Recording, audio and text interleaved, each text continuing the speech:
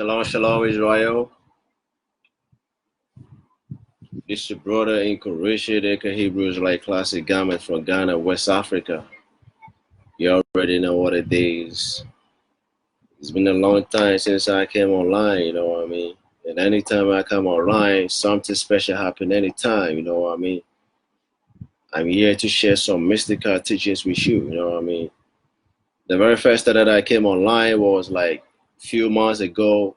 I came in and posted a teachings about voodoo. I was saying that voodoo was ancient Hebrew Israelite. The original ancient Hebrew Israelite spirituality was voodoo.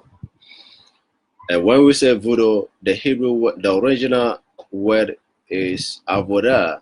When we say avodah, it simply refers to the divine service. That is a Hebrew word for voodoo. The white people twisted it, make it voodoo, voodoo, voodoo. But the rare word is avodah. Now, the avodah, when they go to the Jewish cultural system, the Jewish or Judaism, they have what they call avodah. This avodah is all about divine service, singing gratitude, praises to the Most High, you know what I mean? So they twisted this and changed the name of it as voodoo and make it a black magic. Meanwhile, it wasn't a black magic. If you look at the Torah, Genesis to Deuteronomy, everything is being done there is almost exactly the same as voodoo, but just that our ancestors were doing this to refer to a supreme being, the singular God, which is a God of Israel. We don't do bloody stuff for other gods, right? So today, I'm not here to come and talk about the voodoo, but today I'm here to talk about removing of sandals. In fact, every cultural system in this world, their spirituality, before you go into their temples or shrine, you want to remove your sandals. One, when you go to India, which we all know they are idol worshippers, when they are going to their temples, they do remove their shoes, they do remove their sandals, and when they do remove their sandals or their shoes, they did perform what we call an ablution. The ablution is like washing of the hands, washing of the face, washing of the ears, washing of the nose, washing of the mouth, washing your eyes, washing your elbows, washing your feet, washing your dick and your anus. You got to wash all those places because you have to be holy to the Lord thy God. So we call it ablution. So before appearing to the presence of the Most High, one, you have to remove your sandals and perform what we call an ablution. If you look at the Muslims, how they, before they appear at the presence of Allah, one, they do remove their sandal, they perform ablution. Even if you had sex, you are not to allow to enter into mosque. This cultural system existed. That is the original traditional spirituality of Hebrew Israelite. Hebrew Israelite and Christianity is not the same. So why are Hebrew Israelite today are worshiping just like the Christians? Hebrew Israelite today are not doing what they are supposed to do. Hebrew Israelite is like another version of Christianity, because what our ancestors did is not what our brothers and sisters were doing today. If you go to the Jewish people, before enter into the synagogue, the Samaritan Jews up to date, before they go to synagogue, they do remove their sandals. They do remove their sandals before they enter into the presence of Hashem. Now, even common sense teach us that when you are going, after you close from work or you went outside and you are coming back home, when you reach at your bedroom, you do remove your sandals before you enter into your bedroom. Common sense tells you that you want to remove your shoes or your sandals when entering the bedroom. So how much more than the presence of the Most High, the God of Israel, whom you want to whom deserve this respect? Some of you walking miles, you're walking on the dusty store, you're walking on the streets with your shoes, your dirty shoes, smell bad, and you wear it and appear in front of the Most High. It is totally disrespectful. That is not our ancestors' culture. If you look at it, the Torah, all our ancestors, before they appear at the presence of the Most High, they do remove their shoes. They do remove their sandals. So I would like us to go into the Torah and see what the Torah actually saying about removing of the sandals. Now, before we move that, we have to ask the elders, our ancient elders, if what I'm talking about, it is true or it is false, or it is man-made doctrines, just like Yah fall in love with the camp teachings. So now, Deuteronomy chapter 4, verse number 32, I would like us to go back to the Torah and ask if our ancestors did ever remove their shoes whenever they communicate with the Most High. So now let's ask the elders and see what the elders are going to say. Deuteronomy chapter 4, verse number 32 says, search the past, the time before you were born, all the way back to the time when God created humanity on the earth. Search the entire earth. Has anything as great as this ever happened before? Has anyone ever heard of anything like this? So, the removing of the sandals that I'm coming to share with you, we have to go back and seek our elders, our ancient Hebrew elders. If they did ever remove their sandals, then yeah, Hebrew Israelite have a lot to deal with, because you are to follow the footsteps of your ancestors. If you don't follow your footsteps of your ancestors, are you trying to follow a religion, then forget about being participate into the kingdom of the Most High. Because looking at what the Hebrew Israelites doing today is like the same as the Christianity.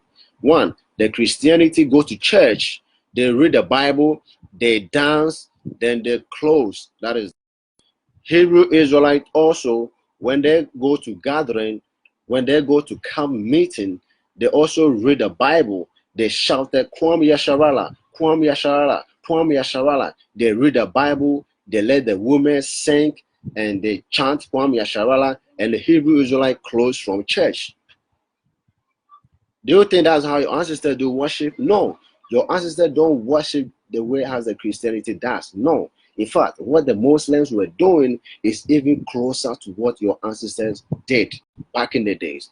The Muslims are closer. The only problem about the Muslim is that they don't perform the sacrifices. Muslims don't perform the animal sacrifices, but they do it once in a year. When the Muslims go to Mecca, they do perform the rituals, the animal sacrifices. That's what they do. Now, let's look at the scripture. If we are to remove our sandals whenever we appear in front of the Most High. In fact, if you are a Hebrew Israelite and after these teachings and you still go to church or camp, you wearing your shoes and stuff like that, the presence of the Most High, then you are joking yourself. You and your camp leader, you are joking. How can you wear your shoes in front of the Most High God of Israel? So let's see what happened when God, the Most High Israel, Elohim, did meet Moses. Let's see what happened. That is Exodus chapter 3. Exodus chapter 3, verse number 4. It says, when the Lord, we all know the name Lord is fake, but I'm sure some of you are conscious. So when I say Lord, you must know whom I'm talking about. So I'm going to use the word Lord in order to make these teachings very simple and understandable. So Exodus chapter 3, verse number 4 says, when the Lord saw that Moses was coming closer, he called him from the middle of the bush and said, Moses, Moses. He answered, yes, I am. God said, do not come any closer. Take off your sandals, because you are standing on a holy ground. Moses, take off your sandals, because you are standing on the holy ground. Now, it is not the place that is holy, but at the presence of the Most High, that makes that place a very holy land. So Moses has to remove his sandals. One, what does the removing of sandals actually mean? The removing of sandals actually means respect, fear, humility, reverence, and total submission to the divine spirit. That's the main reason why the removing of sandals is being performed. In fact, here in Africa, before you appear before you appear at the presence of a chief or a king, one, you want to remove your cap.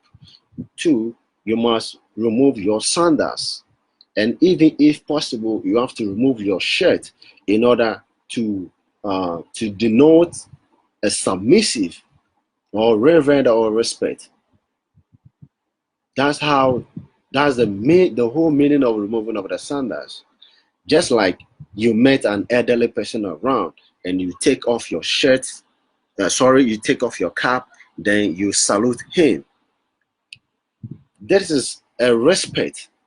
Back in the days, I'm not talking about modern days. Back in the days, like the 70s, 80s, when you meet an elderly person on the street, you take off your cap. Hey, uncle, good morning. Hey, uncle, good afternoon. You take off your cap. After you greet him, then you put on back your cap. But what are we saying? What are we saying today? Things has totally changed because we give all ourselves to a religion, and religion has destroyed our culture. So Exodus chapter 3 verse 4 says, God shouted upon Moses, Moses, Moses, do not come closer, for the place that you are standing is unholy ground. So Moses, who gave the Torah to the children of Israel, the powerful king of Israel, the powerful prophet in Israel, whom they talk to God face to face, he removed his sandal when he is going to appear this God. And Hebrew Israelite, children, grandchildren, little ones, don't want to remove your sandals before of this God you are worshiping. Are full of rebellion. Are full of stubbornness, stiff neck. The most wicked group of people on this earth whom rebel against their God is the God of Hebrew Israelite. They are so stiff necked. This teaching that I'm making is very simple, yet they will never follow it. They know it is a truth. This is a traditional way of this is a traditional lifestyle of Hebrew Israelite. Yet they will not listen to it. They will not listen to this. They will not listen because it's like they are used to the religious lifestyle instead of being with the traditional cultural system. So he said, Moses, remove your sandal. Now, somebody is going to say, well, somebody will say, that place is not the Holy Land. That place is not Holy Land. So we cannot do that all the time. No. Whenever two or more people appeared, or whenever two or more Hebrews gather to pray or to meet the Most High, that place becomes a holy place. And wherever you mention the name that God's name, his name, since his present or his energy did appear at that very moment, that place becomes a holy place. So you are to remove your sandals. So Exodus chapter 20, verse number 24. This is what Exodus 20, verse number 24 says. Make an altar of earth for me, and on it sacrifice your sheep and your cattle as offerings to be completely burnt, and as fellowship offerings. In every place, now listen, wherever Hebrew Israelite camp, they do meet on Saturday. That place, they call upon the Most High or stuff like that. That place automatically becomes a holy place. Now here's the point. In every place that set aside for you to worship me, I will come to you and bless you. So wherever you meet and you call upon the God of Israel and he come there and you are wishing for him to come and bless you, you have to remove your sandals before you even call upon him.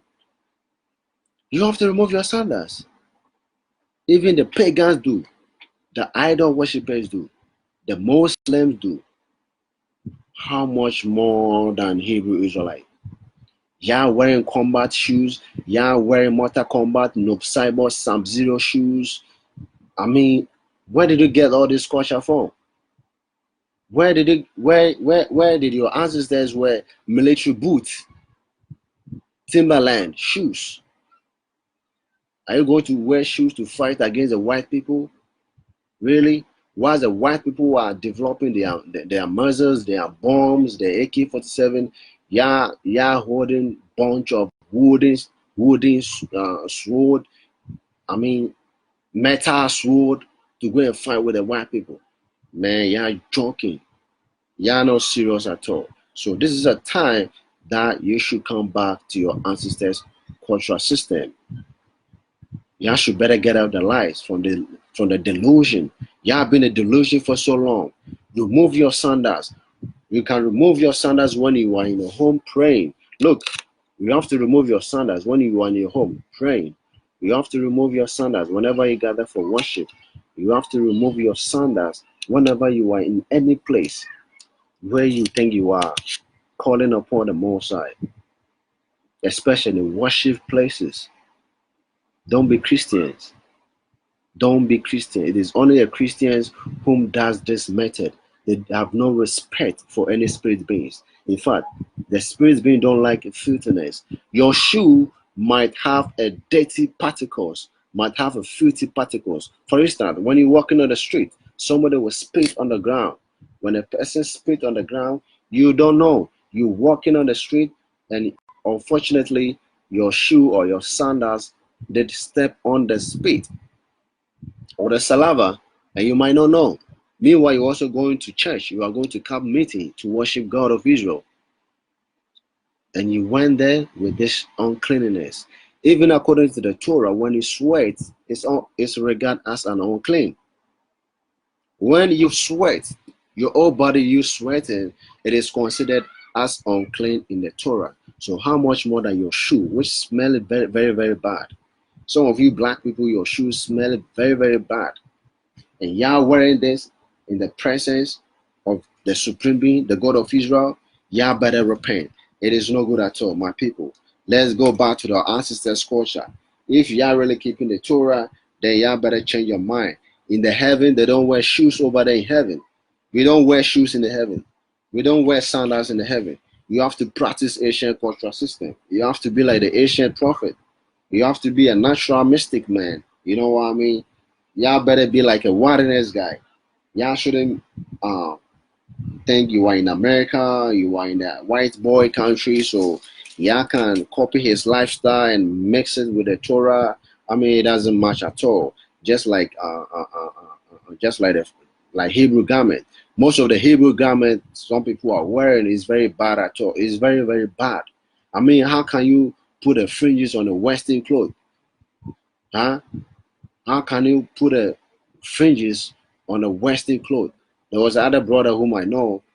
He is wearing a white boy coat, a white boy suit coat.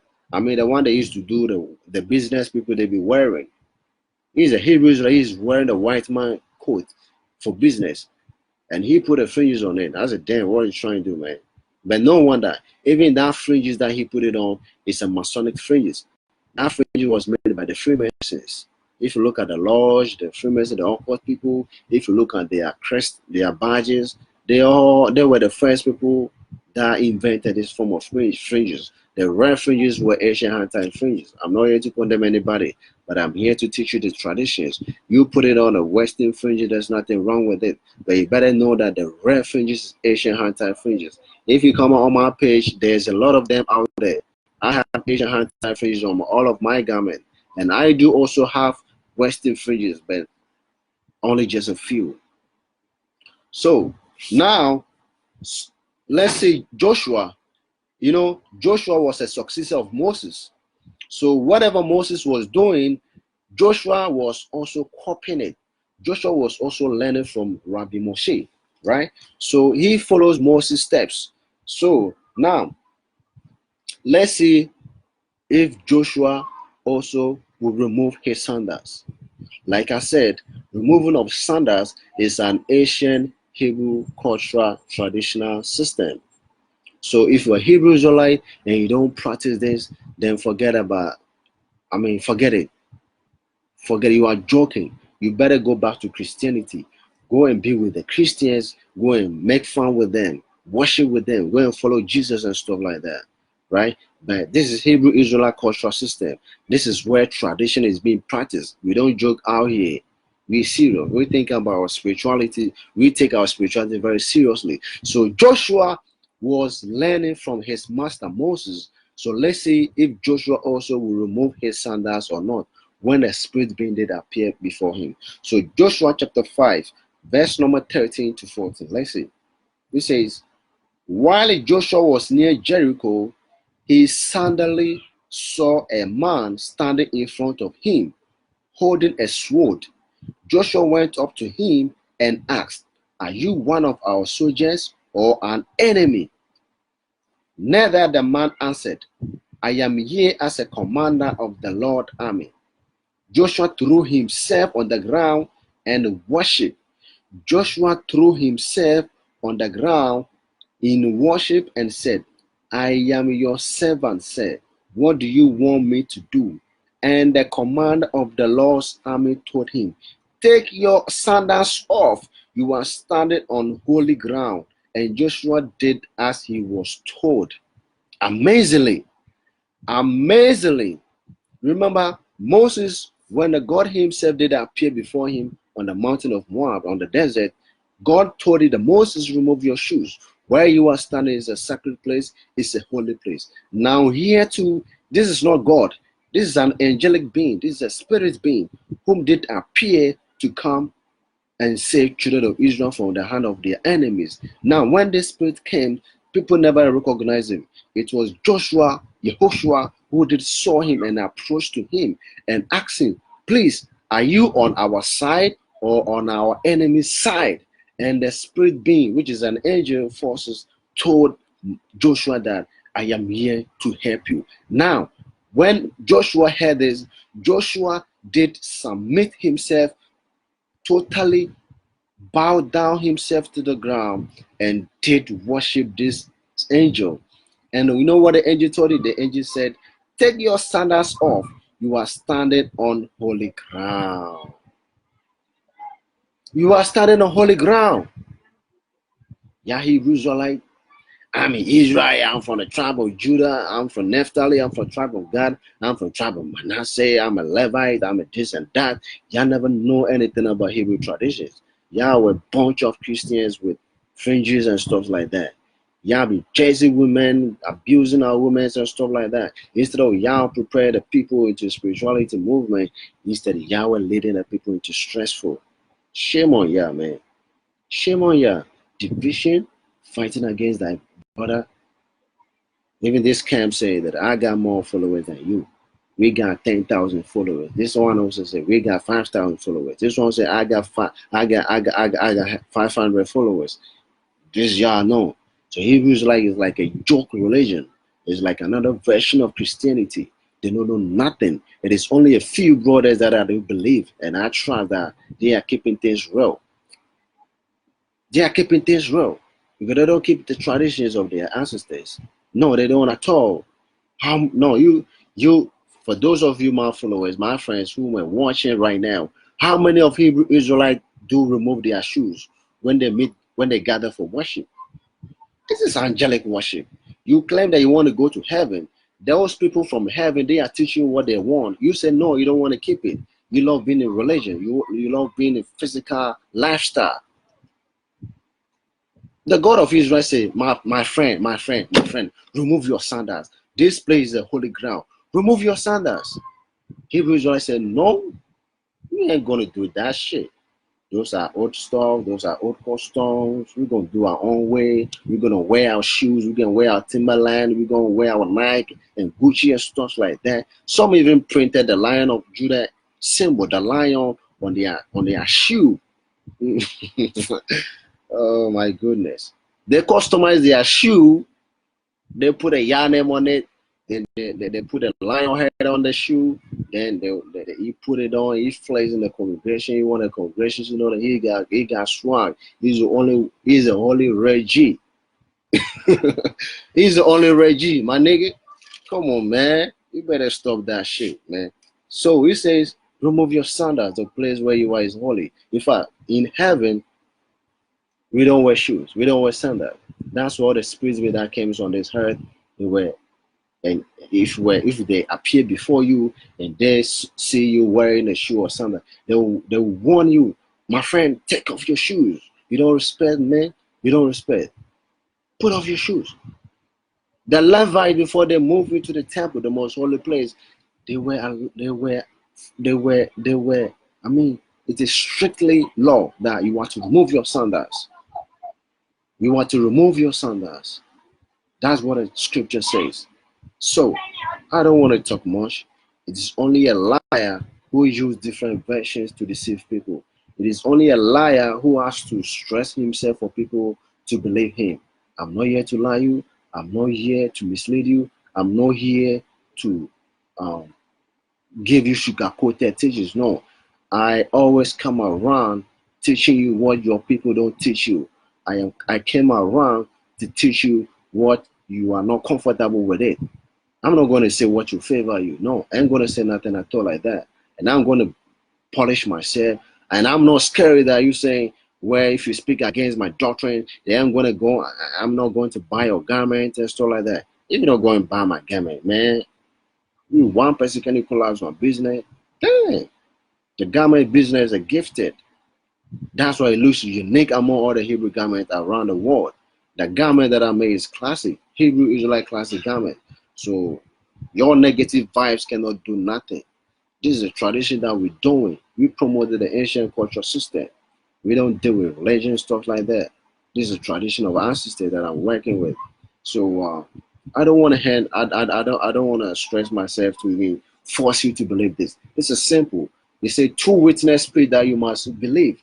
I gave you two witness. Moses did remove his sandals when he did appear before the Mosai. Joshua also did the same thing. In fact, there were many places that I can quote you, but the time is not on my side. So I would like to conclude out here. If you got this video, please make sure you share it to your brothers and sisters. Make sure you share it to your brothers and sisters. Let them know that, in fact, we lost. And one of your brother in Africa, Inkoom Richard, aka Hebrew Israelite Classic Garment. That's my name, Inkoom Richard. Richard is my slave name, right? My colonized name. Inkoom is my African family name. But I go by the name Priest Nepheg. Y'all don't even know that I'm priest because I don't come online. I don't post things that will brand myself. No. I think some of you, this is even the very first time that you have seen me online. Some of you don't even see my face on Facebook. All the time I be posting my people's pictures and stuff like that. I don't have even a lot of my pictures on Facebook. So here is my conclusion. Please, when you get this video, make sure you share to your friends, your groupies, your wife, your husband, your brother, your sister, your children. Let them hear these teachings. This is what they are supposed to learn. They are not supposed to learn who Esau is. They are not supposed to learn that shit, that 12 tribe shit trash. That shit. They are not. Don't worry yourself to follow those foolish doctrines. Those doctrines are distractors. They were demonic teachings that the devil has sent into Hebrew Israelite community in order to destroy, to lose attention. The Esau is doctrine, the Moab and stuff, the 12 tribe bullshit. Don't involve yourself into it at all. Learn the ancient traditional cultural system. It will prepare your soul, your mind to the kingdom of God. It will prepare your mind and to become the master of thyself. In fact, you don't need somebody to pray for you. You got to build yourself and pray for yourself. You better know how to perform the rituals. You better know how to use bloody stuffs to perform sacrifice to your ancestors, the spirit of your ancestors. You have to know how to use water, alcohol to pour a libation. The libation is the drink offering the Bible. When you wake up in the morning, that's what you are supposed. In fact, there's a lot of things that y'all need to know. So I'm going to hand right here, conclude right here, and make sure you share this video. Let them know that Hebrew Israelite Asian cultural system still existed. It hasn't lost at all. Just that only few people who were preaching for it. But the liars, the manipulated, the sex predictors, the polygamist niggas, the pussy worshiper. Forgive me for using that word pussy. The pussy worshiper Hebrew Israelite guys, the money lovers. For them, they always on Facebook debating, pushing the false doctrine. I mean, cursing some people. It's not a man of God. These are some bunch of stupid guys. This, in fact, these were like they were Korah. The time we were living in Egypt, there's a bunch of niggers around us. There was a bunch of Egyptians around us. They were causing, I mean, they were distracting us. That's what we have today. That's what we have today. We have a lot of people whom they were programmed, well programmed, in order to come into the Hebrew community to cause distraction, to push Esau is a white man's doctrine, to push the 12 tribe fake doctrine in order to lose your focus. In fact, you become even stressful. You don't know even where you were standing. These are a bunch of demons with sugar-coated preachings. They've been sent into Hebrew Israel community to destroy, to mislead, and to hand many souls. And these people have followers, and they were famous all over on Facebook. In fact, they were famous that you think they are leading you to the God of Israel, but they are leading you into Vatican kingdom. They are leading you into religious kingdom.